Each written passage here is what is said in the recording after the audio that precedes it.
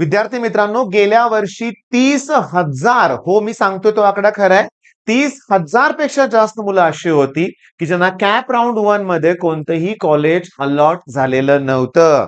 मी तुम्हाला सांगू का, लक्षात घ्या, ही मोठी भयंकर चूक ठरली होती. म्हणजे काय होतं माहितीये का, की तुम्हाला पर्सेंटाईल समजा 95 आहे, 95, आणि तुम्ही ओपन मधून आहात किंवा SEBC मधून आहात म्हणूया आपण, किंवा ओबीसी कास्ट मधून आहात, 95 पर्सेंटाईल आहे, नाही मिळणार पीआयसीटी सीएसचं, पीआयसीटी सीएस नाही मिळणार.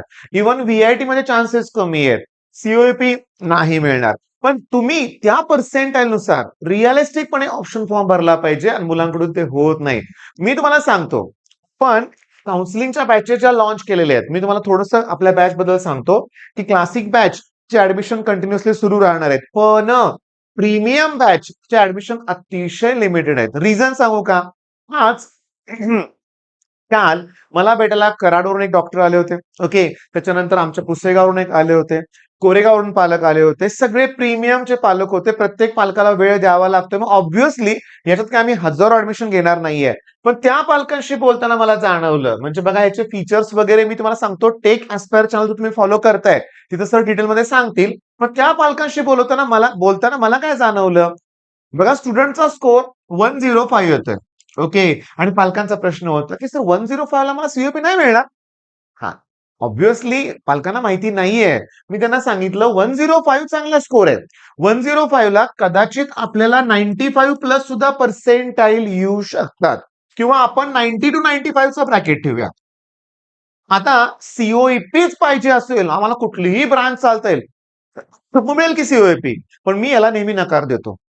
मुलाला करायचंय काय, त्याला पुढे काय करायचंय, त्याचा इंटरेस्ट कशात आहे हे महत्वाचं आहे. मग मी त्यांना सांगितलं की एवढ्या पर्सेंटाईलवर आपल्याला सीओएपी, पीआयसीटी हे कॉलेज आपण लिस्टमध्ये घेऊया ना. आपण त्याचबरोबर modern, पीव्हीजी, एआयएसएसएम, MMCOE, Marathwada Mitramandal college of engineering, PVG best college आहेत रे, बेस्ट कॉलेजेस आहेत. बर, हा एक मुद्दा होता. मग त्याचबरोबर मी तुम्हाला सांगतो 140 प्लस किंवा 143 मार्क असणारा एक स्टुडंट आला होता भेटायला, ओके. मी तुम्हाला सांगतो सीओईपी मिळणारच आहे त्याला, पण पालकांची इच्छा होती नाही त्यानं सीएस किंवा आयटी करावं, पण त्याचं म्हणणं होतं मेकॅनिकल इंजिनिअरिंग करायचंय, मला त्याच्यात इंटरेस्ट आहे. मग आम्ही पालकांना समजावून सांगितलं मुलाचा इंटरेस्ट महत्वाचा आहे. होय, आयुष्यभर ती ब्रांच बरोबर राहणार आहे आपल्या. पण सांगू का तुम्हाला, हे जे प्रीमियम जे बॅचेस आम्ही ऍडमिशन कमी का ठेवतोय, आणि ही जस्ट एक ऑफलाईन व्हिजिट होते म्हणूया आपण. ऑनलाईन सपोर्ट पण आमचा कंटिन्युअसली त्यांना असतो, म्हणजे अगदी स्पॉट राऊंड मध्ये त्यांच्यापर्यंत मी असणार आहे, लक्षात घ्या. आणि सगळ्यात इम्पॉर्टंट 1 to 1 डिस्कशन होते, त्यामुळे अतिशय कमी असणार आहे. त्यामुळे तुम्हाला मी सांगतो, तुम्ही पण वेळ घालू नका, तुम्ही प्रीमियम मेंबरशिप घ्या, ओके.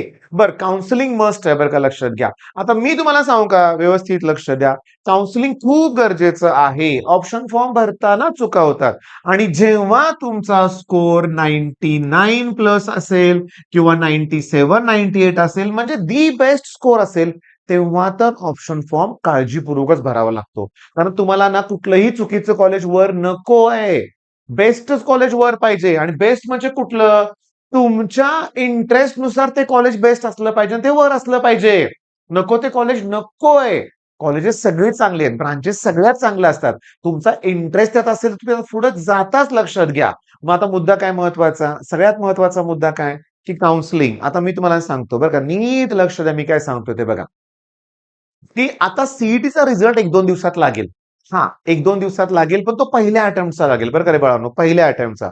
मग पहिल्या अटेम्प्टच्या रिझल्टवर सगळं काही ठरणार नाहीये. त्यात तुमचं पर्सेंटाईल किती आलं याच्यावर लगेच आपण प्रेडिक्ट करू शकणार नाही. दुसऱ्या अटेम्प्ट, मग तुम्हाला काय वाटेल की सर दुसऱ्या अटेम्प्टच्या रिझल्ट नंतर कळेल आहे की नाही, नाही, तिथं पण पर्सेंटाईलच कळणार आहे जेव्हा तुम्ही रजिस्ट्रेशन कराल. हा, रजिस्ट्रेशन. मग त्यासाठी मी तुम्हाला डिस्क्रिप्शन मध्ये ना व्हिडिओ प्रोव्हाइड करेन, तुम्ही डॉक्युमेंटची लिस्ट परफेक्ट बनवा. मी सुद्धा एक व्हिडिओ बनवेनच त्याच्यावरती, लक्षात घ्या, कारण त्या चूक तिथंच होत आहेत, इम्पॉर्टंट डॉक्युमेंटच राहून जात आहे, मग प्रोसेस मध्ये सगळी गडबड होते, ऐन टायमिंगला डॉक्युमेंट मिळत नाही. त्यामुळे रजिस्ट्रेशन साठी कुठले कुठले डॉक्युमेंट लागणार आहेत, व्हिडिओ मी डिस्क्रिप्शन मध्ये देईन, ती लिंक फॉलो करून तुम्ही ते व्हिडिओ बघून घ्या. ते डॉक्युमेंट तुमचे तयार आहेत का ते बघा, परफेक्ट पाहिजेत, लक्षात घ्या. आणि त्यानंतर रजिस्ट्रेशन केलं की नंतर काय होणार आहे, तुम्हाला मेरिट नंबर मिळणार आहे, आणि हाच सगळ्यात इम्पॉर्टंट आहे. कारण यावेळेस 2-2 वेळा सीईटी झाली, 2-2 वेळा पर्सेंटाईल मिळणार आहे. काही लोकांना पहिल्यात कमी, दुसऱ्यात हायर कडे जाणार आहे ते. मग त्यानुसार तुमचा मेरिट नंबर ठरणार आहे आणि मेरिट नंबर एकदा कळाला ना, मग आपण गेस करू शकतो आपल्याला कुठलं कॉलेज मिळणार ते. तसं पर्सेंटाईलवरून अंदाज घेता येतोय की, पण मेरिट नंबर यावर्षी खूप इम्पॉर्टंट असणार आहे. मग आता सगळ्यात इम्पॉर्टंट काय माहितीये का, की तुमचा ऑप्शन फॉर्म तुम्ही तयार केलाय, एक कच्चा बनवा. सगळ्यात इम्पॉर्टंट आहे कॉलेजेसना व्हिजिट द्या. आता मी तुम्हाला सांगतो, ज्यांचं पर्सेंटाईल 99च्या आसपास आहे, प्लस आहे, तर यांच्यासाठी सांगतो पुण्याचा विचार केला जर आपण तर सीओईपी, पीआयसीटी, व्हीआयटी, पीसीसीओई अगदी डन 100% मिळेल. पण ज्यांचं पर्सेंटाईल 96, 97 आहे ना, त्यांनी पुण्यातले बाकीचे कॉलेजेस एकदा व्हिजिट करा. एआयएसएसएम छान कॉलेज आहे. मॉडर्न सुद्धा चांगलंच आहे, पीव्हीजी सुद्धा चांगलंच आहे. मग त्यातल्या त्या सगळ्या कॉलेजना व्हिजिट द्या तुम्ही. आत्ता द्या. पुन्हा लास्ट मोमेंटला सगळे फिरत बसतात.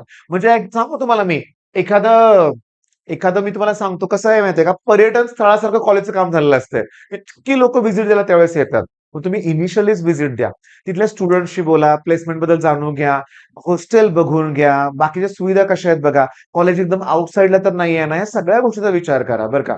आता काय होतं बघा, गव्हर्नमेंट कॉलेज पाहिजे म्हणून बरेच जण गव्हर्नमेंट कॉलेज म्हणून ना काही टिपिकल एक्सवायझेड कॉलेजला ऍडमिशन घेतात. तर कॉलेजचं नाव मला सांगायचं नाहीये बरं का. पण एक गव्हर्नमेंट कॉलेज असं आहे, इतकं खेडेगावात इतकं दूर आहे ना, आसपास काही सुविधा नाहीयेत लक्षात घ्या.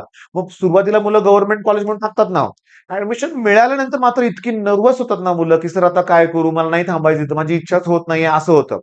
ऍक्च्युली सांगू का लक्षात घ्या, ह्याच गोष्टी टाळण्यासाठी व्हिजिट द्या तुम्ही. आणि कसं आहे बघा, की तुमच्या एरियात सुद्धा समजा तुम्ही बारामती भागात राहताय, तर विद्याप्रतिष्ठान बेस्ट कॉलेज आहे.